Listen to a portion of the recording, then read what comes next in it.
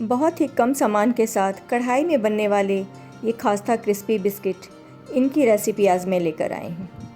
Hi everyone, मैं हूँ आशा और आज मैं आटे से बनने वाले बिस्किट की रेसिपी लेकर आई हूँ, जो हम अवन में नहीं बनाएंगे, इसे हम कढ़ाई में बनाएंगे और आप इसे महीने भर तक स्टोर करके रख सकते हैं। फ्रेंड्स, मैं जब भी ये बिस्किट अपने घर पे बनाती हूँ तो मुझे महीने भर तक स्टोर करने की ज़रूरत भी नहीं पड़ती, क्योंकि ये इतने स्वादिष्ट होते हैं कि 8 से 10 दिन में ही सफाचट हो जाते हैं। ये हेल्दी भी हैं क्योंकि हमने इसे गेहूं के आटे से बनाया है और इसमें मोयन घी का दिया है। आप चाहें तो अपना मनचाहा ऑयल यूज़ कर सकते हैं। आइए देखते हैं इसे कैसे बनाना है। इसे बनाने के लिए मैंने गेहूं का आटा लिया है और वो 4 कप है। ये कप 200 ग्राम का है, तो आप अंदाज़ा लगा सकते हैं मैंने कितना आटा लिया है। इसी आटे में 2 कप सूजी भी मिक्स करेंगे, यानी कि हमने 4 कप आटा और 2 कप सूजी इतना ले लिया है। आप क्वांटिटी उसी हिसाब से कम या ज़्यादा कर सकते हैं। अब इसे गूँथने के लिए हम चीनी का पानी तैयार करेंगे और ये बिल्कुल परफेक्ट मेज़रमेंट है। आप बिल्कुल इतना ही नाप लें इस आटे के अकॉर्डिंग। 2 कप चीनी मैंने लिया है और इसमें 1 कप पानी डालूँगी और इसे आप चाहें तो किसी स्पून की मदद से वैसे ही बैठकर घोल लें, या फिर आप इसे चाहें तो आग पे रखकर गरम कर लें और जब जैसे ही चीनी मेल्ट हो जाए गैस को बंद कर दें। अब इस आटे और सूजी के मिक्सचर में मैं 1 कप डेसिकेटेड कोकोनट मिक्स कर रही हूँ। ये बिल्कुल ऑप्शनल है, अपने टेस्ट के हिसाब से आप डेसिकेटेड कोकोनट डालें या ना डालें। अब ये सौंफ है जो आप इसमें डाल सकते हैं, पर मैं नहीं डालूंगी क्योंकि मेरे बच्चों को मुंह में सौंफ आता है तो पसंद नहीं आता, लेकिन सौंफ का टेस्ट इस बिस्किट में बहुत ही बढ़िया लगता है, तो आप चाहें तो इसे एक बार डाल करके ट्राई कर सकते हैं। अब इसमें उसी कप से मैंने 1 कप घी इसमें डाल दिया है और इसे अच्छे से मोयन कर लूँगी। आप देख सकते हैं अभी इसे मिक्स करने में हमें टाइम लगाकर अच्छे से मिक्स करना है। मिक्स होने के बाद इसका टेक्सचर कुछ इस तरह से होना चाहिए कि आप मुट्ठी बांधें तो आटा इस तरह से हो जाए। आप देख सकते हैं ये किस तरह से हो रहा है, बिना तोड़े ये टूट नहीं रहा और इस तरह से मुट्ठी में बांधने से ये आटा बिल्कुल बंध सा रहा है। आप देख सकते हैं बिल्कुल इसी तरह का टेक्सचर हो जाना चाहिए। इसके बाद ये देखिए मैंने चीनी और पानी को मैंने मेल्ट कर लिया है। थोड़ा बहुत चीनी इसमें दिख रहा है, जो बहुत छोटे छोटे दाने हो गए हैं, तो उससे कोई बात नहीं है। वो जब हम आटा गूँथेंगे तो हमारे हाथों की गर्मी से ही वो पिघल जाएगा। तो अब हम इसमें थोड़ा थोड़ा पहले डाल करके इसका आटा लगाएंगे। वैसे तो इतना पानी इसमें लग जाएगा, लेकिन फिर भी थोड़ा थोड़ा आटा में आप पानी डालें और गूँथें, ताकि कहीं ये बहुत ज़्यादा गीला ना हो जाए, इसके लिए।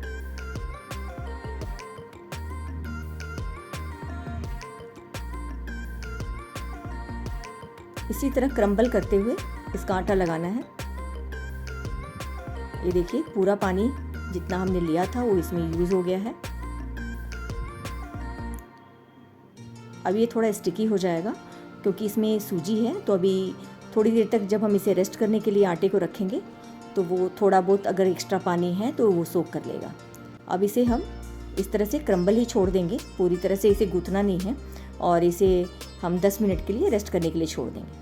अब 10 मिनट के बाद आप देख सकते हैं ये आटा किस तरह से हो गया है। अब इस आटे को हम इकट्ठा कर लेंगे और इसे बहुत ज़्यादा गूँथना नहीं है, हमें बस इकट्ठा करके इस तरह से अब हम इसे यूज़ करेंगे बिस्किट बनाने के लिए। अब आप देख सकते हैं एक सरफेस जहाँ पे हमें बिस्किट रेडी करना है उसको साफ़ कर लें और आटे को इस तरह से थोड़ा पार्ट उसका ले करके और इस तरह से फैला लें।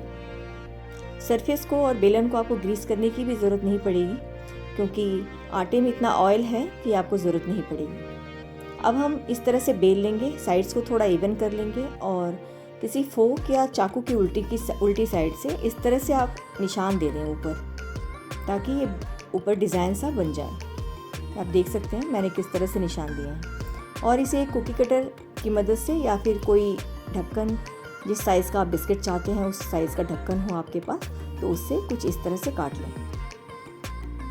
छोटे ग्लास या ढक्कन किसी से भी आप इस तरह से काट सकते हैं। ये देखिए ये मैंने इस तरह से इसको कट कर लिया है और अब आटे के साइड पार्ट में जो भी आटा एक्स्ट्रा आटा है उनको निकाल करके हटा देंगे और बिस्किट को इस तरह से उसके साइड्स को इवन करते हुए इस तरह से हम रख लेंगे। इन बिस्किट्स को मनचाहे शेप और साइज़ में अपनी इमेजिनेशन के हिसाब से काट लें। अलग अलग तरह के कुकी कटर आते हैं, अलग अलग तरह का शेप आता है, आप उससे इसे तरह तरह के शेप दे सकते हैं और काट सकते हैं। सबसे आसान यही है कि घर में कोई ढक्कन हो जो आपको साइज़ चाहिए उस तरह का, उससे आप काट लें। आप देख सकते हैं सारे बिस्किट्स मैंने काट लिए हैं और काट करके रख लिया है। और अब हम इसे फ्राई करेंगे। फ्राई करने के लिए कढ़ाई को गरम करेंगे, उसमें ऑयल डालेंगे और उसमें फ्राई करेंगे। ऑयल आप अपनी पसंद का डालें, घी डालना है घी डालें या रिफाइंड ऑयल भी आप डाल सकते हैं। इसे तलने के लिए घी बहुत ज़्यादा गर्म नहीं होना चाहिए। इसे स्लो टू मीडियम हीट पे रखें और इसमें बिस्किट्स को डालें और इस तरह से गोल्डन कलर आने तक इसे तलें। इसे जब आप तलेंगे तो ये बिल्कुल सॉफ्ट दिखेगा, ऐसा लगेगा कि बिल्कुल सॉफ्ट सा हो रहा है। और इसको धीरे धीरे पलटें ताकि ये तेल में बिखरे ना, क्योंकि हमने इसमें मोयन डाला है तो इसे तेल में बिखरने का डर रहता है। लेकिन एक बार ये ठंडा हो जाएगा तो बहुत ही बढ़िया क्रिस्पी हो जाता है। ये अभी बिल्कुल सॉफ्ट से दिख रहे हैं, ये देखकर अभी बिल्कुल नहीं लगेगा कि ये क्रिस्पी हैं, लेकिन जैसे ये ठंडे होंगे ये बहुत ही क्रिस्पी हो जाते हैं। अच्छे से तेल निकाल लें और इसको ठंडा कर लें और उसके बाद देखें ये किस तरह से फाइनल लुक होता है इसका। आप देख सकते हैं ये बिस्किट्स कितने सॉफ्ट और क्रिस्पी हैं। ये देखिए, ये जबकि ये अभी पूरी तरह से ठंडे नहीं हुए हैं। अभी जब ये पूरी तरह से ठंडे हो जाएंगे तो बहुत ही बढ़िया इनका टेक्सचर हो जाता है।